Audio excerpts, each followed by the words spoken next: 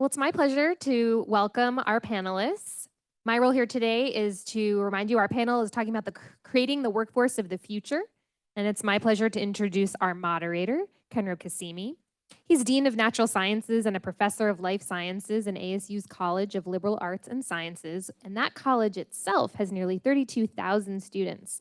Kenro is committed to developing equitable and innovative programs for students, and he's working to create a more inclusive academic environment, including serving as a mentor and faculty advisor in university and national LGBTQ organizations. And Kenro will give time for the other panelists to introduce themselves as well. Kenro. Thank you so much. It's a tremendous pleasure to be here with our distinguished panelists. I'm going to introduce them briefly, and then I'll talk a little bit about what we're doing today, and then move right into the questions. So we're first joined by Daniel Kaur, who's president of Arizona Western College. Ines Halloran, Vice President of Enterprise Technology at State Farm Insurance, who's at the end. KJ Jolivet, Vice President, Vertical Lift, Boeing Defense, Space, and Security. And Raghu Santanam, Professor and McCord Chair of Business, the W.P. Carey School of Business, and Executive Director at AZ Next Workforce Training Accelerator. So, we all understand that we are at a critical time, a moment in time. We have all these geopolitical challenges, rapidly changing technologies, and growing socioeconomic inequities, which have the potential to disrupt or possibly transform entire industries and sectors. So an inclusive workforce and equitable opportunities, especially in science, technology, engineering, mathematics, and medical fields, STEM, are essential to meeting our ambitious goals in global competitiveness, innovation, economic progress, and national security. So our panelists represent academia, industry, philanthropy, and nonprofit interests for discussion on what we've learned about STEM efforts in the past and how these learnings can drive lasting change and equity in STEM fields by 2050. So my first question to all the panelists, and we can go in whatever order you want, is could you please share with us what was that aha or defining moment you had when you knew you wanted to pursue a career in STEM fields? And maybe we start with Ines at the end. Yeah, thanks for having us here. So I probably took a little bit of a non-traditional route into the STEM field. I born and raised in Germany, and in a family that always put a lot of focus into education and training and hard work. And when I was 20, I met a young guy in the Air Force. And so the plans of finishing my school in Germany kind of went out the window. And so I moved to the US, and my parents said, good luck with that. And so I was basically on my own at that point in time. So I always had a strong passion for just science and math, and I was very good at it. So I figured I might as well capitalize on that. And quite honestly, I looked for fields where I could get some good ROI. And so I chose computer science and was an intern and took an internship at State Farm back in 1990 and was hired in full time and have had a lot of great opportunities within State Farm. And today I manage the infrastructure, the technology and infrastructure at State Farm. Raghu? Yeah, and, so you're in Germany, I was in India. And I don't think I had a choice. Well, growing up in India, if you think about upward mobility, it was fairly clear to all of us that you had to be in a STEM field. And I almost grew up, and I don't even remember when I made up my mind, but I know I was saying I want to do a PhD when I was in primary school, right? And I did electronics engineering, but it's interesting that at that time, in probably my second or third year, one of the faculty members came to me and said, hey, you should really consider doing a PhD. And he said, well, you could be done with your PhD by the time you're 30, and you should really try it. And this is one thing that I do want to, for us to remember, especially those who are in academia, that instilling the growth mindset, it's so important because that just stayed in me, and I just drove towards that PhD, and I was actually done with my PhD by the time I was 28. So the thing is, one, there was no choice. But interestingly, after when I went to the PhD, I moved to business. And what I hadn't realized when I was in India was that business is actually a STEM field. I mean, a lot of the work that we do in economics, and I'm in information systems, this work is really at that intersection of math, science, and technology. And I can't believe I would have done anything else. So that's sort of my story. Thank you, Raghu. And KJ, we'd love to hear about your aha moment. There's been many. Let's see. So I grew up in South Dakota. I'm Native American. Grew up on a woo. So grew up on a reservation, a single mom. Didn't really have any exposure to STEM. Didn't really know what it was, right? As I grew up, going to college really wasn't priority. It was, hey, you're going to work for the tribe. You could be a nurse. My mother was a nurse her entire career. Neither one of those interested me. So off I go into the Army, meet my husband. We ended up, getting out of the Army, settling in St. Louis, Missouri. And I worked for a small manufacturer, and how I found out, I said, I didn't know what I wanted to do. We had 2 small children. I said, well, I'm going to look in this thing. You may have heard it before, a newspaper. Looked in the newspaper, saw this job for a warehouse clerk. And I said, well, that kind of aligns with what I did in the Army. I was in logistics, so I'm going to give that a shot. Turns out this company was a manufacturer of circuit board assemblies and wire harnesses. So I worked in the warehouse for 6 months. Before I knew it, I was a production manager, of which I know nothing about. But in a small business of 150 people, you get thrown into, hey, you hit the ground running, right? The deep end of the pool you go. So I go into that, I end up going into production control after that.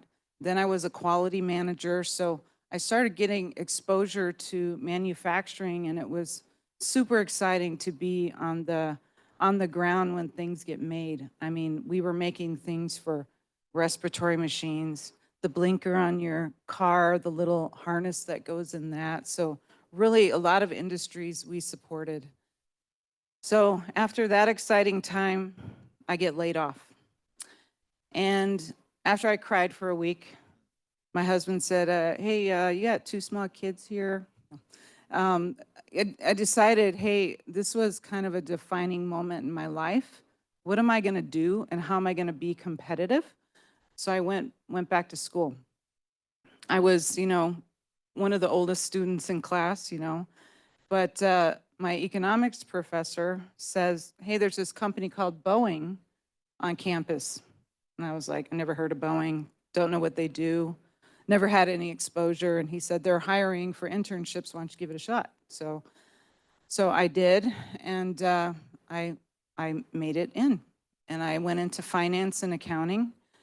So I was very excited. I get this internship, and I decide to call my mother. We talked every day. So I call her up, and I said, you never guess what. I said, I got an internship at Boeing. And she's like, Boeing, what is this Boeing? So I explained, well, they make airplanes. Oh, like commercial airplanes, fighter jets, you name it. Oh, okay, well, that's great, right? That day goes by. Next day she calls. Hey, I was thinking about this Boeing thing. And she said, what will you be doing exactly? And I said, well, I'm going to be on the business side. I'm going to be in finance. And she said, oh, thank God, because you know nothing about making airplanes. So you go back from that to what seemed like a failure, getting laid off.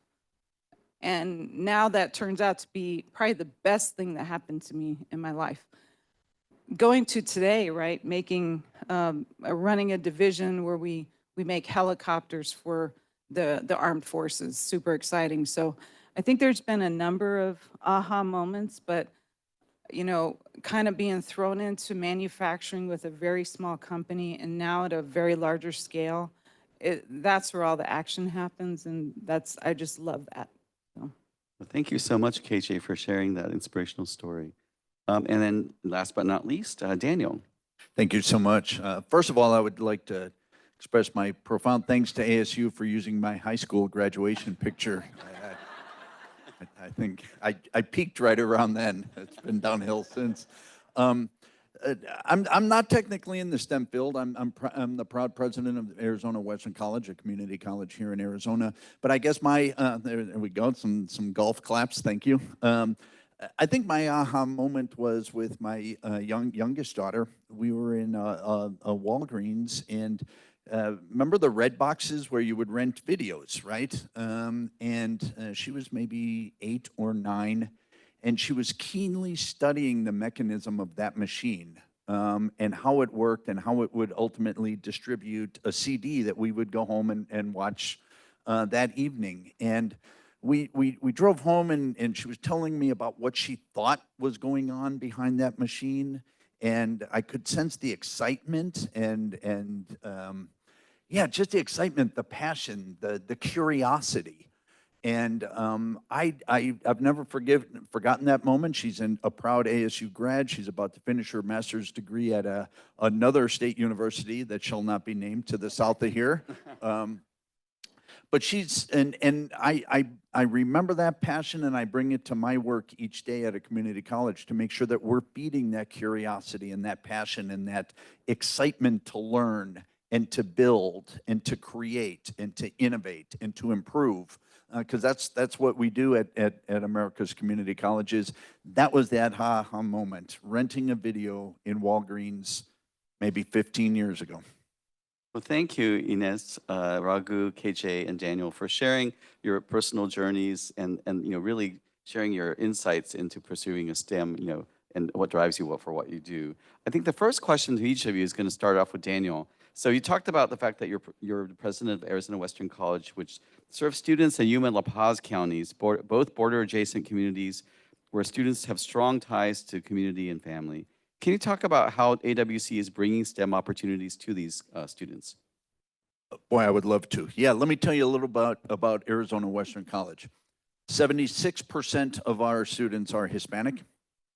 72 are first generation, first in their family to attend college. 55% of our students, English is not their native language. Many, if not most of our students are profoundly impacted by poverty. None of those demographics defines our students. They're amazing. They are absolutely amazing. And the question is, how do we provide those opportunities? That's what's incumbent. The talent is there in Yuma, Arizona, in rural Arizona, is to make sure that we're providing those opportunities. We do that in a number of ways. Public-private partnerships. We actively engage industry. The hospital, Yuma Regional Medical Center, be a great example as to how we engage with them to provide opportunities, learning opportunities, shared facilities, shared faculty, shared everything really for our students to engage with people already in the field to get that experience. And then Yuma is a wonderful place, and so many of our students center their lives around family. And leaving Yuma, for many, they don't want to, or they, for financial reasons, can't. So we have made it our quest to bring those opportunities to Yuma. And I proudly say that all 3 state universities in Arizona offer classes on our campus, baccalaureate and master's degree level. And just recently, we were proud to host ASU Local. We do currently still host ASU Local, which provides learning opportunities for students in Yuma. They study online, but there's still a residency component of it where students come and engage with each other and with industry leaders and then pursue their course of study with support online. ASU started one of those in Los Angeles, I believe was the first, and then Washington, D.C. was the second, and then third was Yuma, and the only one on a community college, and the enrollment has just grown exponentially. So it's about providing those opportunities. It's It's not going to solve the problem to say there's an opportunity in Tucson, in Tempe, in Flagstaff, or beyond. For many in Yuma, for many of the students that I just described, the opportunity has to be brought to them because the talent is there and we're proving it. So that's really been our focus, is to make sure that those who want to go to have the Tempe experience, we offer an amazing first and second year and transfer support, but we're also keenly and actively bringing opportunities to Yuma for them. Well, thank you, Daniel, for both all your efforts on behalf of students in Arizona, but also describing, what you're doing as leading Arizona Western College. Our next question is for KJ. So you shared about the fact of joining Boeing after a career in the U.S. Army, and that, as someone who had already had a career in the military and started a family, you often felt out of place. Could you share with us what it was like to start off as a non-traditional student in a STEM field? Yeah, it was, I'd say, sometimes awkward to be the only, to be the oldest intern in the group, right? Even coming to Boeing, their internship programs were geared towards the student that just got out of college, at a very young age. So we really had to think about, that kind of spurred some other thoughts of how else, because when you say, let's get all the 0 to 5 employees together, 0 to 5 year employees together, and I'm in the room, it means something different. So there's, the company kind of redid the program, the 0 to 5 year program, to say that could mean any age group. And that made a big difference. But there has been, I think my advantage was I had a career behind me, right? I had military experience. I raised a family. I already worked at a small manufacturing company. I came to the table with experience. And so that was an advantage for me, even though that sometimes were awkward. So I often wondered when I joined Boeing that, my peers at my age seemed like they were so far ahead of me in their careers. But there's so many opportunities in Boeing. It provided me the chance to catch up and sometimes pass some of those. Well, thank you for sharing so much about how Boeing has really shaped your ability. And we hope we get rid of this kind of concept of traditional, non-traditional, because, it's all learners, at different stages, and sometimes second careers, third careers, really. So thank you. Ines, we all in this audience know how critical partnerships are between public and private institutions to achieve STEM equity. So could you talk a little bit more about State Farm's $30 million Pathways for the Future gift to ASU and how that work is progressing? Yeah, I thought maybe I'll start a little bit and talk about why is State Farm interested in STEM, right? So when you think about the financial services industry, right, there is just the obvious ones in terms of, software developers, AI, data scientists, right? And actuarial science, right? And we've heard it in here earlier today that we need STEM skills in every job, and really every company today is a tech company, right? And then you think about the other things that are going on in the financial services industry, right? The demographic shifts that we're seeing, car ownership changes that are coming with those demographic shifts, changes in weather patterns and increases in natural catastrophes. For State Farm, and I'm sure for all insurance companies, this has been the worst catastrophe year ever. Just think about wildfires, hurricanes, right? Floods.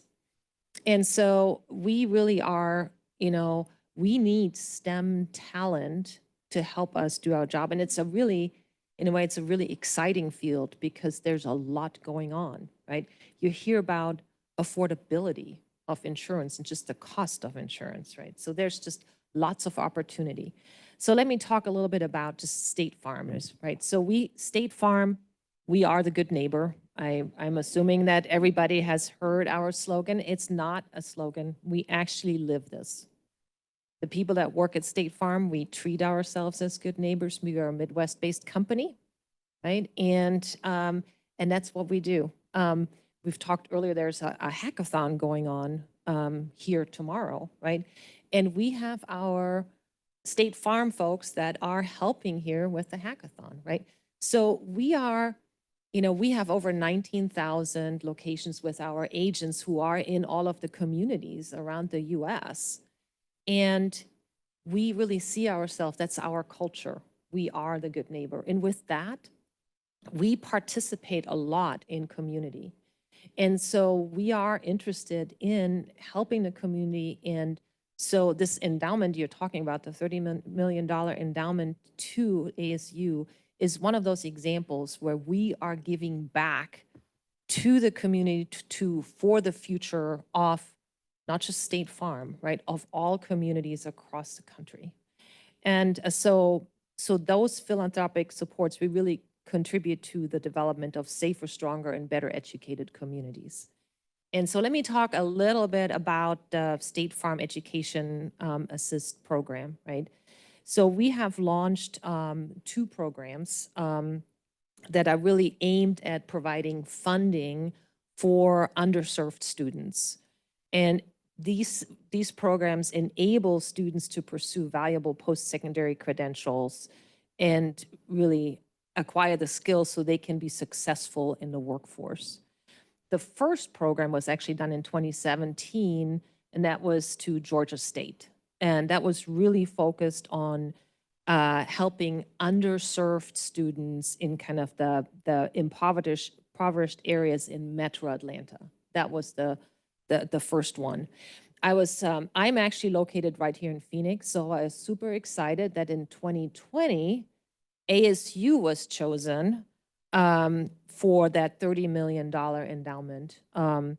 And that is what we call the Pathways for the Future program. Is one of the programs that has been financed with this endowment.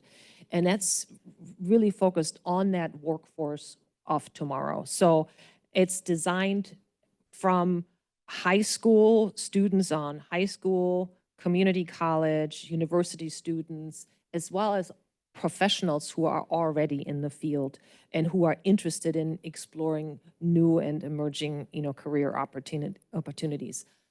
To really get to your question on, well, what are we doing and how are things going with all that? We have had, currently the program has 150 students enrolled.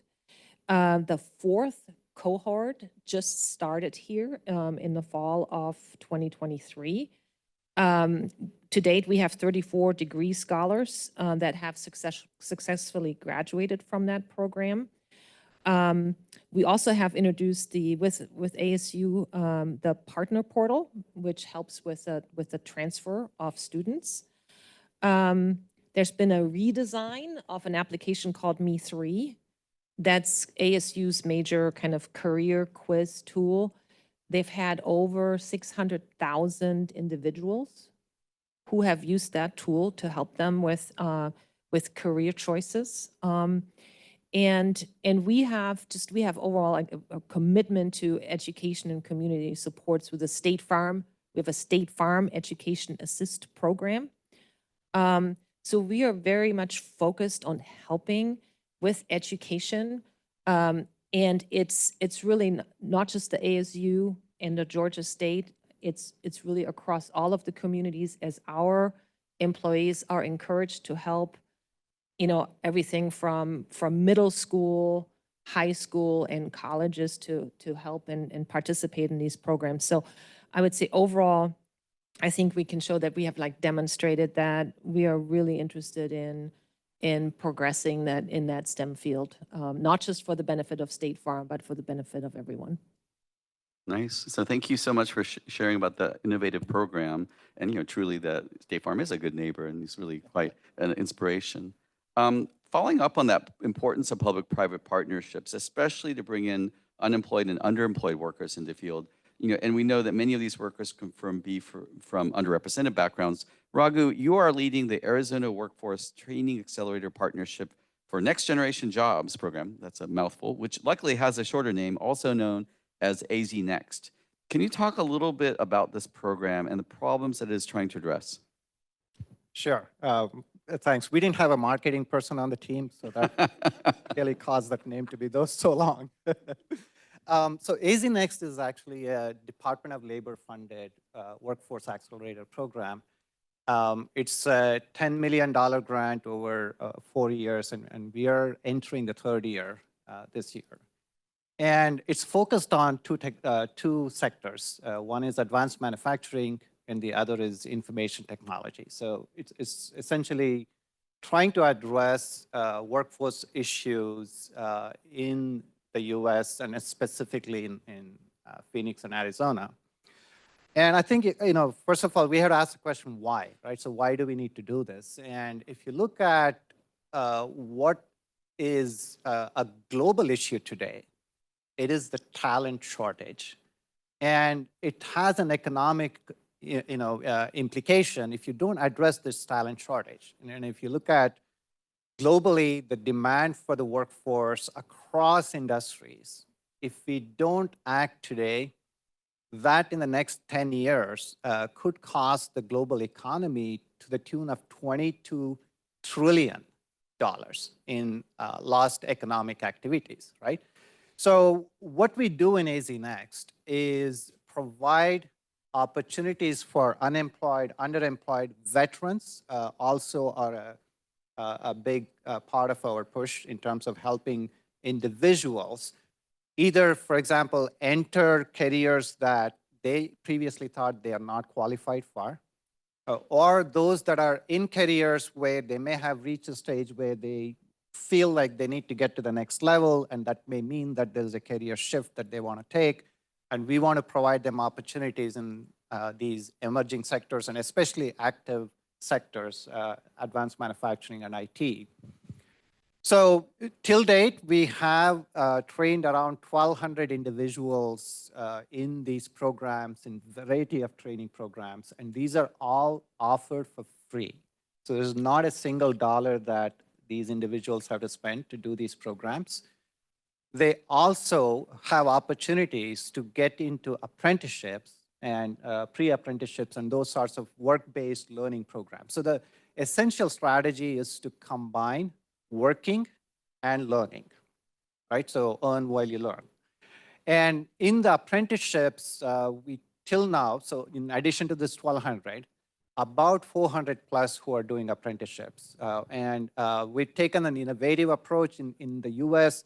There is a registered apprenticeship program that requires a minimum 1 year of training at a workplace. And that usually is a barrier to many employers to use that registered apprenticeship type of an approach. So that's where what we came up with is an unregistered apprenticeship program, which reduces that, sort of the paperwork that the employers need to complete, but also enables them to take a more flexible approach to create those unregistered apprenticeships. So one of our two big partners I'll talk about, and it's really dangerous to get a professor to talk at 4:45 on a Friday afternoon because it's hard to stop them. But stop me anytime you want, right? So a couple of the ones that I will mention is there is an organization here, a nonprofit called Education at Work. And they have operations here in Arizona, in Utah, in Texas. And they focus on training university students in certain sort of occupations, one where they can actually have corporate partners that will give them gainful employment part-time, but also at the same time, they're able to continue their education. So a unique approach they take is that you do get a lower hourly wages being a worker for Education at Work, but your tuition is completely covered. So you're now getting a free ride in the university, and you could do that for all 3 or 4 years of your stay here in Arizona.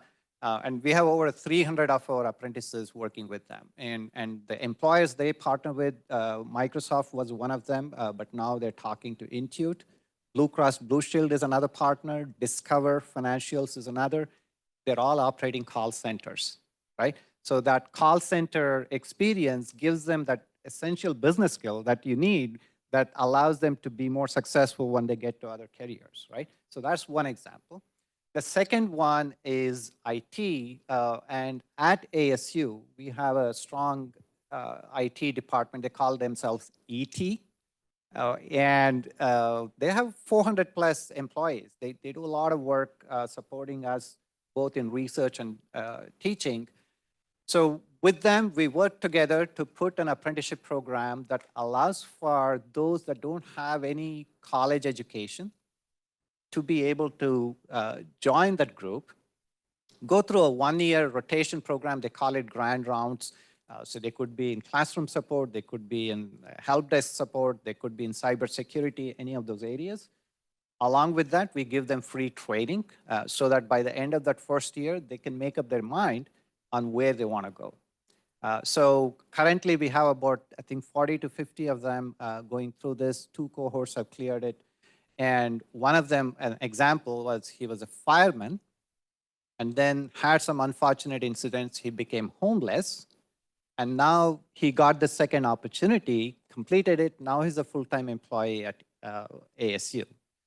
So that's the sort of opportunities that we are providing as part of our AZ Next program. One last thing, and then I'll hand the mic back to you. So my portfolio as an administrator includes lifelong learning.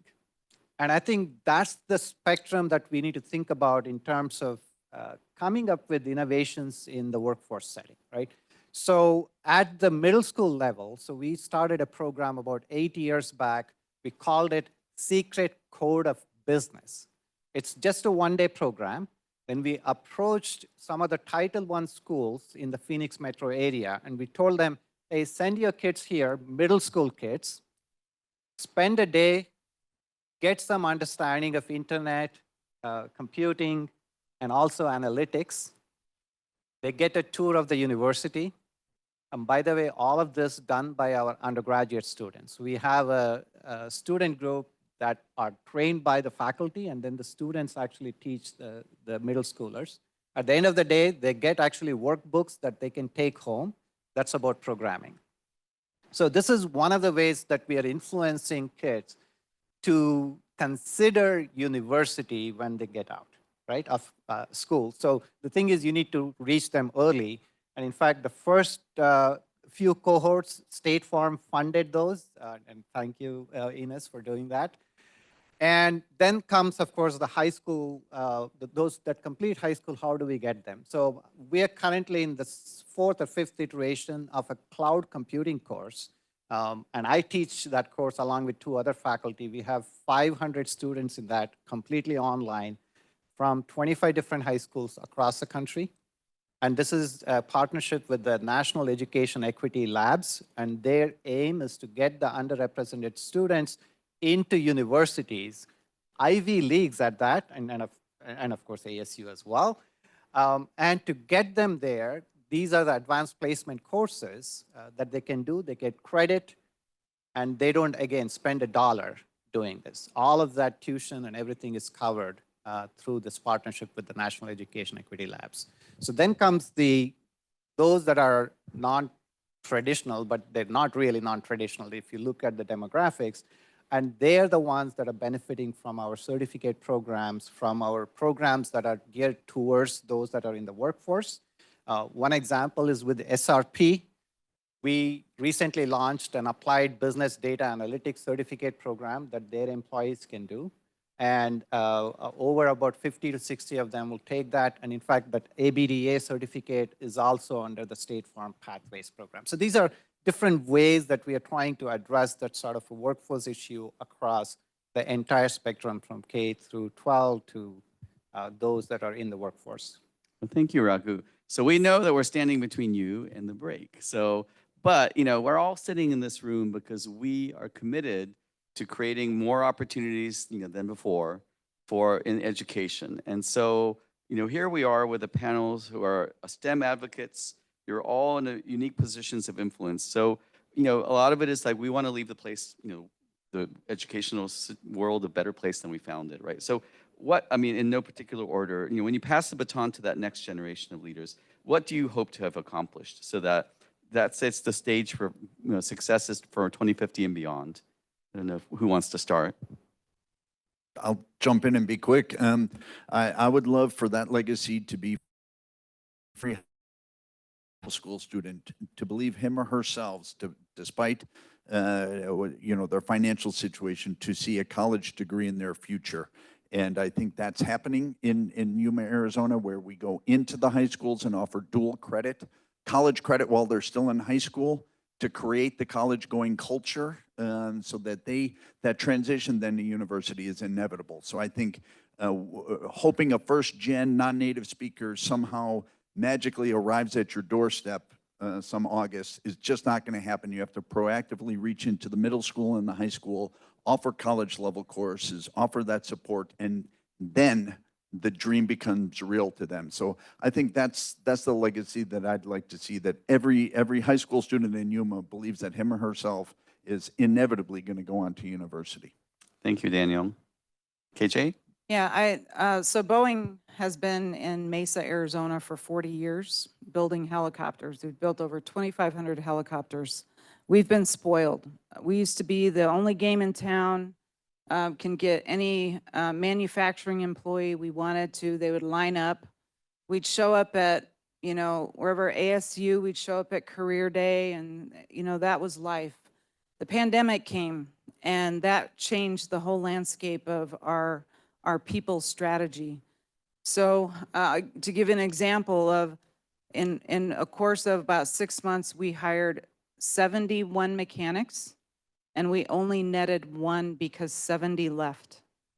So it was that kind of revolving door, they'd leave to go somewhere else. Competition here is pretty tough right now. A lot of companies are moving here. So I stood up a workforce stability focal.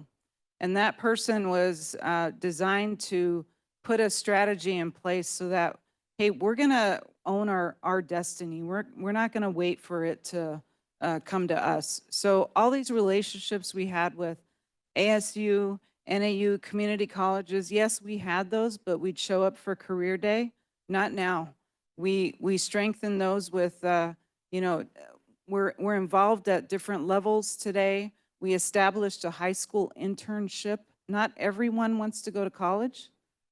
A lot of people like to work with their hands. We have sheet metal classes, electrical classes, composites classes. So there's a lot of opportunity out there that we're going to take advantage of. And I'd like that to stay, intact for the future. Thank you, KJ. Raghu? I'm going to take on a little bit of a researcher insight into this. So I've been thinking about AI and how AI is going to be an integral part of everything that we do. So essentially what I'm looking at is AI as a co-worker. And in doing so, then what I'm thinking about is what's going to happen in the next 10 or 20 or 30 years. And what we are going to encounter is building better teams, right? But one of the integral members of the team is AI, right? Or maybe multiple members. And in that case, we need to rethink how we organize in businesses. And what I think are 4 important factors that help teams to be better problem framing experts. And I think one of that is creativity. So which means we have to get better at teaching creativity in the classroom. Second is empathy, because you need to understand who you're solving the problem for. And if you don't have that empathetic thinking, you're not going to be good as a team member, right? So that's the second factor that we need to have. The third is we all have to get better at anticipating what is next. So to get better at anticipation, both on the AI side, but also on the worker side, we got to help students understand it's not just the problem you're solving today, but what you're going to encounter later on, and how do you solve for that. And of course, the most important, or maybe the basic one, is the context and the need of that problem that you're trying to solve. So I don't believe we do a good job of sort of putting all of those pieces together for our students today. We need to get better at it because that's what makes teams to be productive in the future, especially with AI intermixed in that. So that's really where I think we need to make the change. Thank you, Raghu. And Ines? So it's always hard to go last, right? Because like Thank you. how much new stuff do I have to add? So I agree with a lot of things that have been said here, right? So we, at State Farm, similar to your secret code to business, we do a similar event called Tech Astra, right? Where we bring in, it's really focused on females, getting more females into the STEM field and get them interested early on. So kind of middle and high school, because I think we can all agree that that is a big part of the problem in the STEM field is to get these kids fall off, right? We heard that earlier, and every year it gets worse. Every year they get older, right? More and more fall off, and we just don't have that talent stream coming in, that interest coming in. So one of the things I have been thinking about as I think about like, why is that? Why is that such a problem? I think we need to make STEM cool. I think that's a real issue in this country. That's part of the problem. It's not cool. And I think we need to think about how we do that. How do we, when you think about just the importance of pop culture, and so we can open up all the doors we want. And I think we are all looking at how do we lower that entry, the cost of entry, the big hurdles that are in the way of, so everyone can have a STEM education who wants to. If we don't fix the attraction problem to STEM, I feel like we're not fixing the whole problem. And I keep thinking about that. I've been thinking about this for a long time. And I think couldn't we just do some like cool like TV shows with some, different demographics? I'm talking, we were talking about different backgrounds, right? You were talking about in Yuma, just the Hispanic population. Females are at an all-time low in computer science degrees, right? I think we need to change culture to be successful. And as we think you're cool. Thank you for that. So basically, our challenge coming out is that we got to take over Hollywood and TikTok and everything and make STEM fields cool. Well, thank you so much for being here, allowing us to share the wonderful panelists to share their experiences. And I know next, I'm going to hand off to Jacqueline because she'll describe what's happening next. So thank you so much.